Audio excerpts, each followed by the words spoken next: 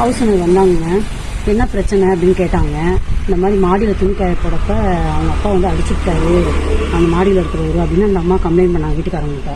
உடனே அவங்க சொன்னாங்க அவங்க 50,000 காசு கொடுத்துருக்காங்க, மாடியெல்லாம் யாரும் காயப்படாதீங்க, உங்கள் துணியெல்லாம் நீங்கள் கீழே காய போட்டுக்குங்க அப்படின்னு சொல்லிட்டு ஹவுஸ் ஓனர் சொன்னாங்க. இப்போ வந்து என் கையை பிடிச்சி இப்படி வளைச்சி நான் அடிச்சுட்டு இருந்தாலும் நான் போலீஸில் கம்ப்ளைண்ட் பண்ண போகிறேன் அப்படின்னு அந்த அம்மா சொன்னாங்க ஹவுஸ் ஓனர்கிட்ட. அது நீங்கள் என்ன வேணாலும் பண்ணிக்கோங்க அவங்க சொல்லிட்டு போயிட்டாங்க. அதே மாதிரி அந்த அம்மா என்ன பண்ணிச்சு, போய் போலீஸில் போய் கம்ப்ளைண்ட் பண்ணி அப்பா வந்து கூப்பிட்டு போயிட்டாங்க.